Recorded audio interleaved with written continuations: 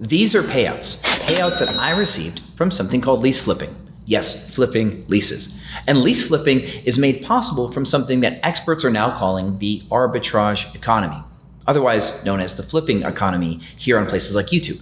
Multitudes of people have even called this a hack, as they've entered into this industry making more money than doctors or lawyers make full-time, starting their businesses with very little money and no previous experience. For example, a friend of mine, Mike Stone, got into this industry as a lawyer and has recently quit his full-time job as a lawyer now that he's doing lease flipping. This is his own words. I guess I'll start in the beginning. I'm an attorney right now, and I really, really hate my job because I was very successful in law school.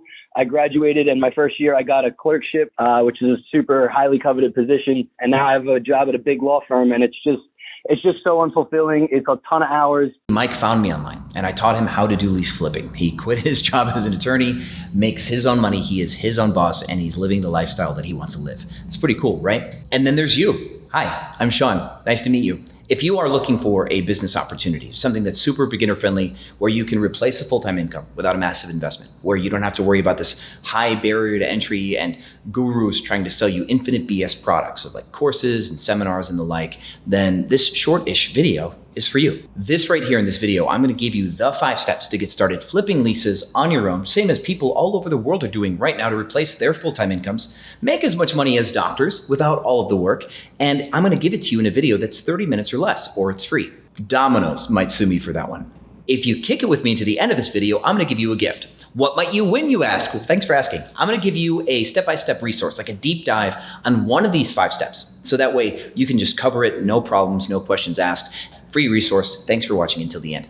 If I haven't said it yet, it is super cool that you're on this video. You have my gratitude, and I owe you some super smart words now. So let's cut in. Why is lease flipping one of the best businesses to start in 2022/23? Well, it's because it's real estate adjacent. Cha-ching! Real estate. But really, lease flipping does allow you to access the real estate sector and make some of the coolest upsides in real estate without the very clear downsides of investing in real estate. Well, naturally, you might be asking, why should I consider real estate as a path or something real estate adjacent as a path, as opposed to other options that are out there? Why not crypto coins, altcoins, NFTs, or all those other high-risk investment strategies that can fund the Lambo lifestyle? Well, naturally, for every single millionaire in the NFT or crypto space, there are thousands of people that have become desolate and broke from the same investment strategy. June 13th, 2022, case in point, the doorway, the day that crypto winter started.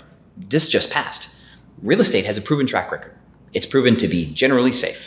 Things that you do in real estate don't go to $0. So if you do start a business in this kind of industry, you know what you're getting yourself into, but this also has some really cool, really aggressive upside because real estate people, normal real estate people, are kind of sleepy, and they're sleeping on this. You can Google that track record. It's there.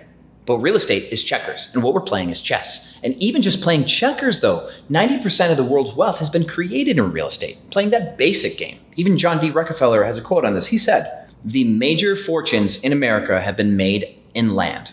And you can even argue that that's true for the rest of the world, because the term landlord is actually not a word of American origin anyway. And John D. Rockefeller was one of the richest people in the world at his time. Now, I'm going to say something controversial. Making money in real estate, the traditional way, the game of checkers, is not going to make you the money that you want to make as fast as you want to make it. You might be able to make a cool income inside of 50 years and retire, but that's end of life. You're already timed out. If you take a look at the old school path of building wealth in real estate, investors are focused on something called cash flow. And cash flow is simply to buy a property and then try to collect rent on that property that makes you more than you paid on that property. Pretty basic. And the cash flow is the amount of cash coming into your account that's greater than your expenses on that property. And that's usually just $200 or $300 a month. And in places like California, investors are cool with not having any cash flow at all. They just want to have a mortgage and have a tenant paying that mortgage, and they slowly chip away at the mortgage, and then they own the property with no cash flow. That super sucks. Plus, investing in real estate the traditional way is expensive right now. And I'm probably preaching to the choir. Generation X, Millennials, Generation Z, we didn't get a fair shot at that title. So now, if you're going to put 20% down on an investment property, you're going to come out of pocket $60,000 to $100,000 on that property. And how does that Cinderella story end? You're going to invest more money into that property, maybe to do some rehabs, and then to find a tenant only to make $200 or $300 a month cash flow above your initial investment.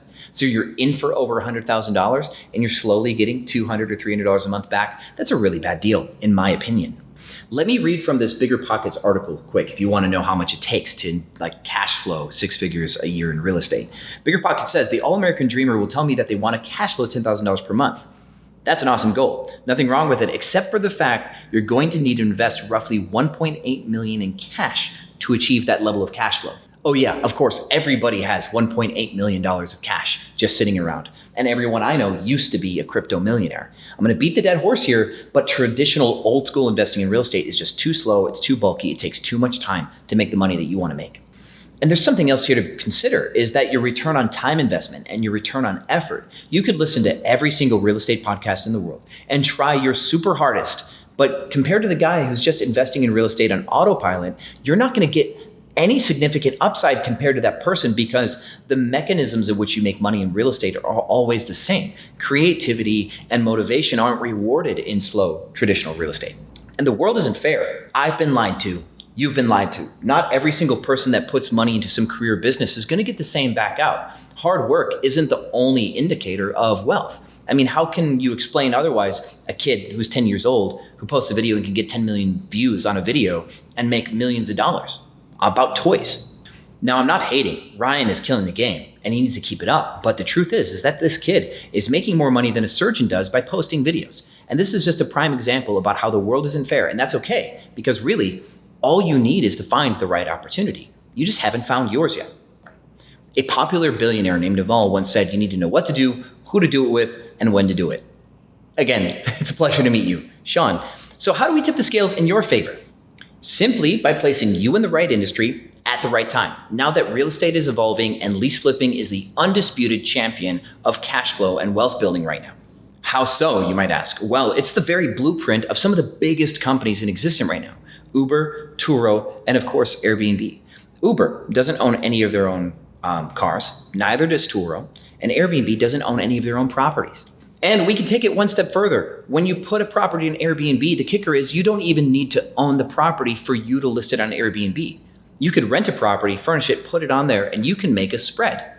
Isn't that super cool? That'll save you all of the down payment that it would normally take to buy a property, and you still get all the upsized cash flow from Airbnb. Can I get a nod? Is it all starting to come full circle? You can put real estate on Airbnb that you don't own, and you can make way more cash flow than it ever should in the traditional real estate market because you're charging by the day. You can take real estate, put it on there, charge by the day at a huge markup, and make all of the money that a landlord could make, but you're gonna be the one making it because all the landlords are traditional, old, sleepy style of investors. If none of that made any sense, don't worry, that's totally fine. I'm about to break it down for you step by step in this training. A side note, this is how I have over 120 properties on Airbnb that I do not own. I've been doing this for 7 years. I've been teaching this for 5 years, and I've made over $10 million just on the Airbnb platform. And there's other places that you can list these properties to make more money. I've been making millions of dollars in this space. I'm gonna help you do the same. The vehicle that this industry relies on has withstood the test of time. And if you look on the internet right now, you're going to see that people are starting to wake up to this business opportunity. You ever heard of Airbnb arbitrage, that concept?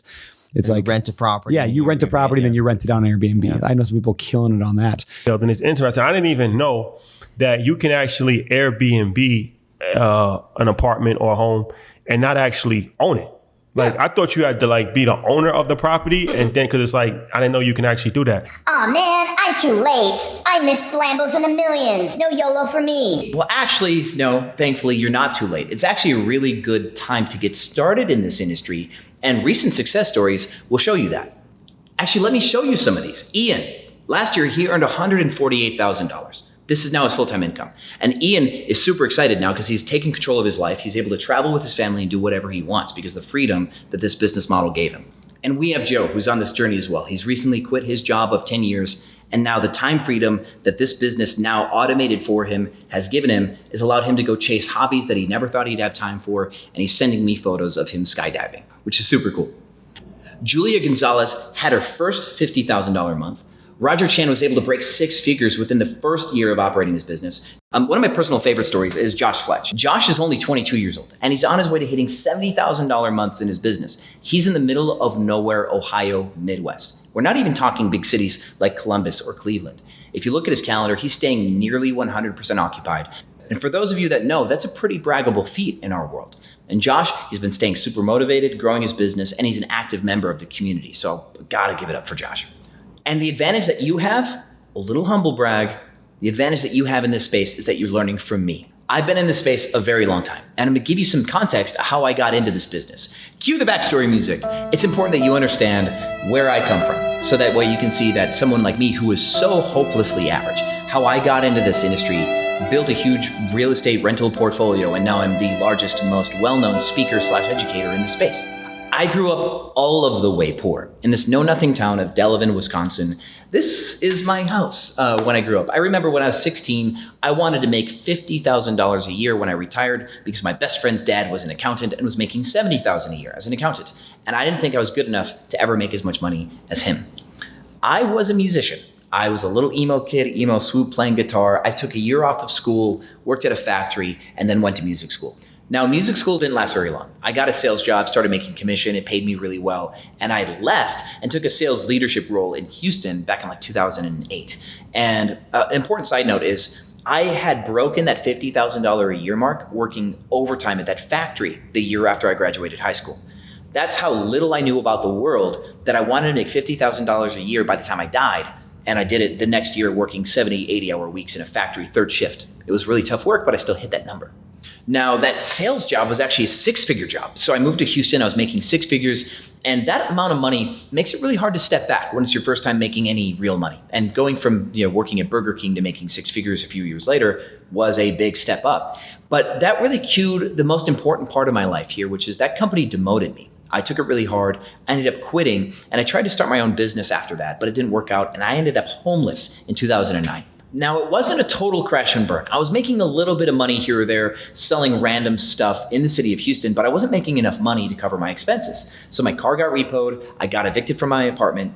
I ended up having to do like a for sale by owner deal with my neighbor for a van that he was selling. It was a Mazda MPV van. I was making payments to him and living out of that van for like 4 months. I ended up going back to work for that sales company that demoted me. I absolutely hated that. And I don't know if any of you have ever worked for a company that you absolutely hated, but I did that for a couple months just to get by and make up some savings. And then I started my own company in direct competition with them. Kind of like, I'm gonna do this. And being homeless and then starting your business makes it a lot easier to do what it takes to start a business, I'll tell you that. And so I finally succeeded, started making a little bit of money, and that business started to grow and grow. And we went like national. I lived in California for a bit, brought me back to Houston. And now I've got this big newspaper sales company and I'm living in Houston. And that's when I got into this space. And I got into this space because I rented a couple apartments as relocation packages for sales employees. Essentially, at this point, I was big enough to start hiring people in Michigan or California and then moving them to Texas. And so as a give me to get them to work for me, I was giving them 8 weeks of rent for free, as a relocation package incentive. And so I signed year-long leases, which was totally not smart, to move these people in for only a couple of months, right? I was hoping that they'd start paying the rent and they'd want to live there because salespeople just like to go to work and not really change much. I was wrong. So people moved out of these apartments. And next thing you know, I've got a couple of empty apartments that are fully furnished and I didn't know what to do with them. I had these leases and I was paying rent on them. A friend of mine said, hey, I went to stay in Austin at an Airbnb over a weekend or whatever. And that's when it kind of clicked. I realized that people were staying just a couple days at a time in other people's houses. So I'm like, you know what I'm going to do? I'm going to take these furnished properties and I'm going to start renting them to people just a couple days at a time, just the same. And what was wild is it was instantly profitable. Instantly profitable. I didn't know what Airbnb was at the time. Little did I care. I didn't know about VRBO. I didn't know about any other booking channels. I didn't know about housekeeping or anything that anybody could ever care about in this industry. I just needed those places full. And they got full. I made $115,000 my first year. And then we just started to grow, kind of. I took about a couple years still working on my newspaper business because I didn't think that this business could be the big thing. And that was actually probably one of my biggest mistakes in this industry was wasting 2 years letting these leases just run and not adding more leases. But Houston hosted the Super Bowl in 2017 and people started talking about how people are going to pay $1,000 a night for apartments in the city. And that's when it hit me. I'm like, I can build this thing and make $1,000 a night on a weekend. So that's what I did. I went from 3 units to like 10 inside of a couple months. And Super Bowl weekend in Houston 2017, Pats versus the Falcons, I made $15,000 in a weekend. And then I was finally sold that this is something that could grow. Now, one of the most important things about this is if I did not go homeless, I wouldn't have this business. I couldn't get places to stay 2009, 10, 11, 12. I would go to apply to an apartment. They'd be like, you have an eviction on your record. You can't stay here. So what I had to do is I had to rent through an LLC. So my business was the one holding the lease, and then I stayed in there. So that was the precursor to this. And if you have an LLC that you rent some doors, you can have hundreds of doors rented under one LLC. They're never going to check your credit score. They're never going to check your eviction record. The LLC is the only one that gets screened during the application process. It was mind-blowing to find this out. So back to that timeline, 2017 was the year that I decided to build the business. 2016, we did like 115,000. 2016, we started building in 2017, and then 2018, we crossed $1 million like revenue. 2019, we broke 2 million, and we made like $700,000 net profit as a company. And I say the word we because I've hired people and they run the business. I am fully automated, the company runs, and that $700,000 was mine. They ran it, the $700,000 was for me. We made $700,000 for me in our $2+ million in revenue in 2019. So, of course, that's the goal, right? Fully automated. So now that my business is fully automated, I get time to do the things that I want. I'm a musician. You see Venus de Milo with the guitar back there. I write music. I travel the world. I go to music festivals. I cook all strange types of food. I'm into landscape photography. I took that in Chiapas, Mexico. Back behind me, that's my grand piano. Like I'm living the life that I want to live. And I've been dedicating my free time to making that possible for other people, the people who work for my company and the people who follow me on YouTube and the people who seek me right here trying to learn how to build their own, lease flipping real estate business.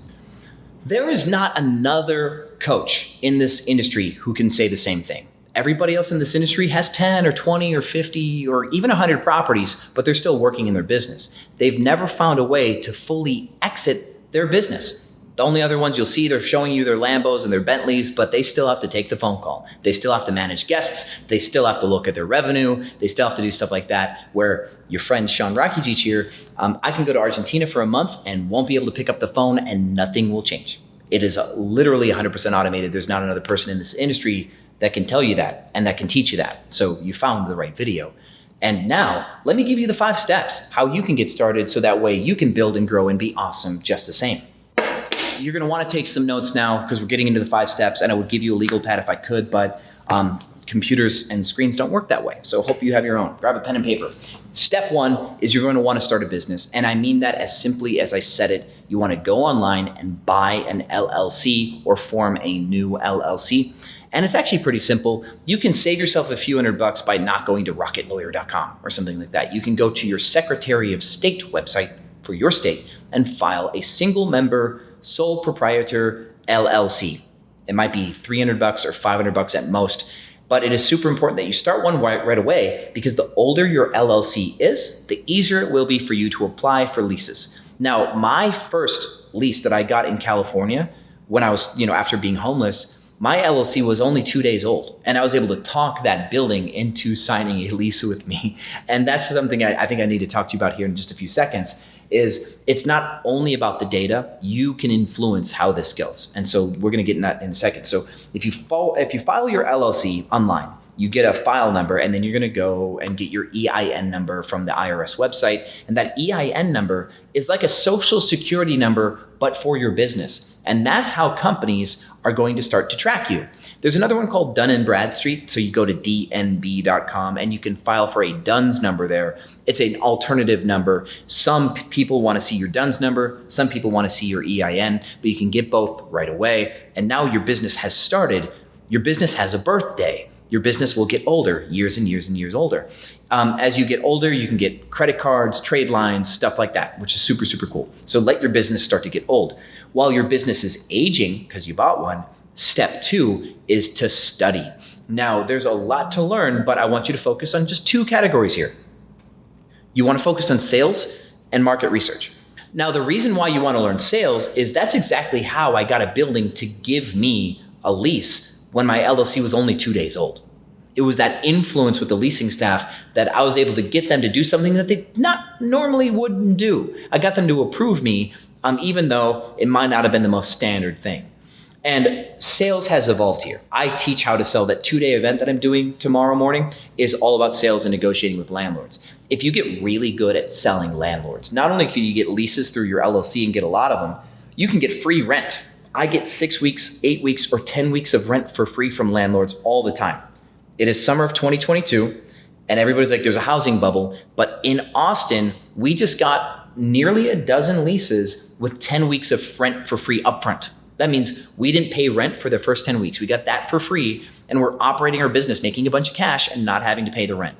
Even in the peak of 2022 housing bubble or whatever, we still get free rent. So I promise you, this is something that you can do. I teach it all the time. It's really powerful stuff. So you're probably a newbie at sales. So I don't want to overwhelm you. You're just going to start studying sales. One of my favorite books is The Art of the Sale.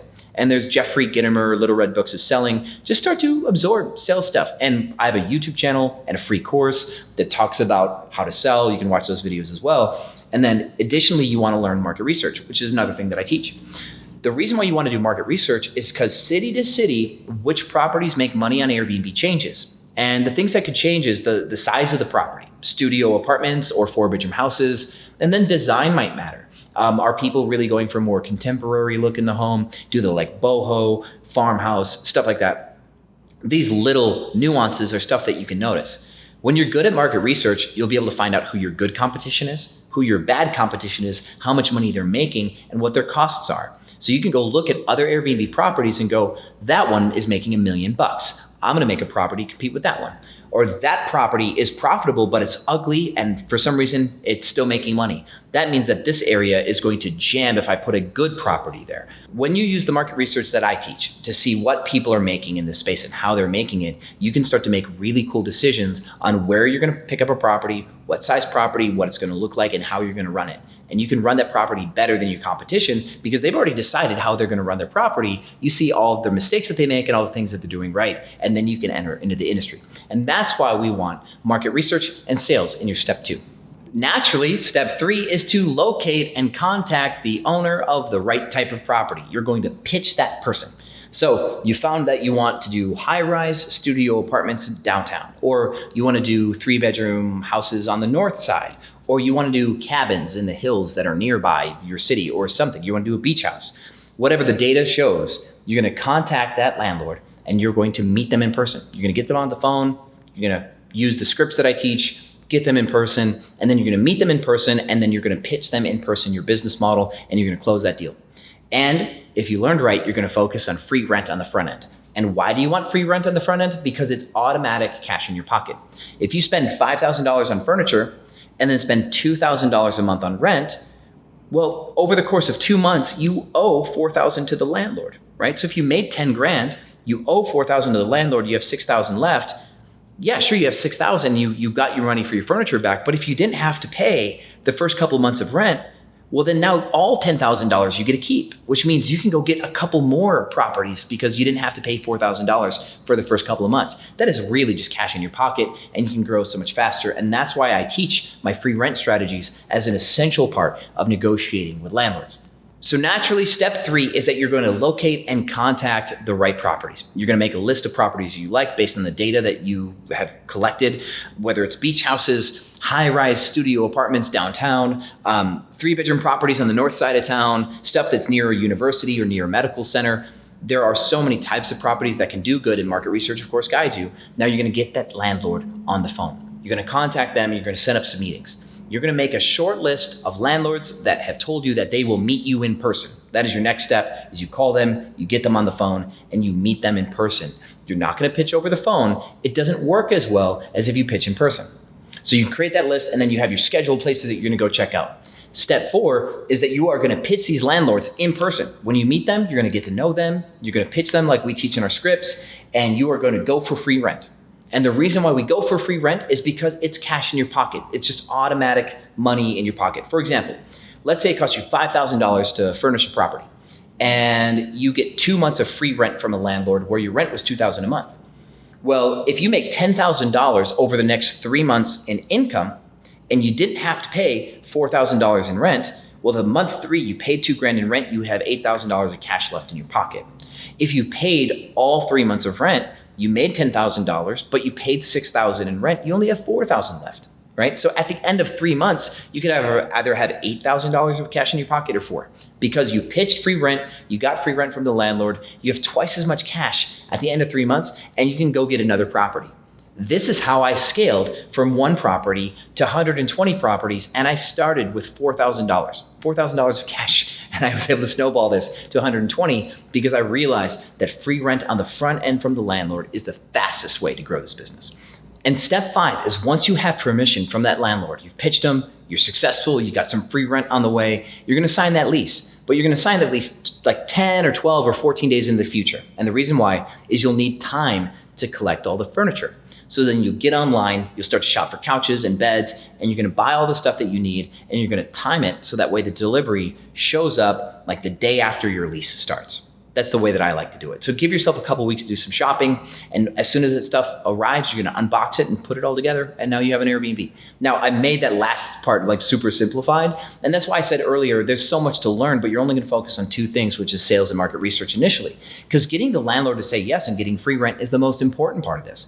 Once the landlord says yes, and you got your free rent, and you got your lease about to start, you can start learning every little thing. You got time, right? You're gonna learn what furniture to buy. I'll teach you that. You learn where to put it in the home. I'll teach you that.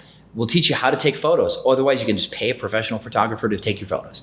You're gonna learn what works well in an Airbnb in a short-term rental. You're gonna work what costs too much money that doesn't give you a return on your investment. We teach you all that. And once your listing is live and you have a listing created, which we teach you how to do that too, you're gonna start talking to guests, which I'll teach you how to do that. And then guests are gonna show up and stay, they're gonna leave, and you're gonna clean up after them when they check out. I'm gonna teach you how to do that. You can also hire some housekeepers so they can do it. I'll teach you how to do that too.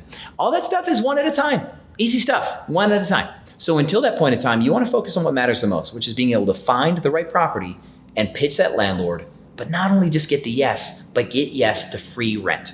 And if you can get free rent from the landlord, you will outperform everybody else in this industry. And let me beat another dead horse. There is not another coach on the planet who can teach you how to get 8 or 10 weeks of rent for free. There's another student that came to me from another guru that charged them way too much money for coaching. And that guy told me when I mentioned getting 6 or 8 weeks of rent for free, he's like, that's crazy. I think the most you might be able to get 2 weeks of rent for free. And he meant it. And I laughed at that moment.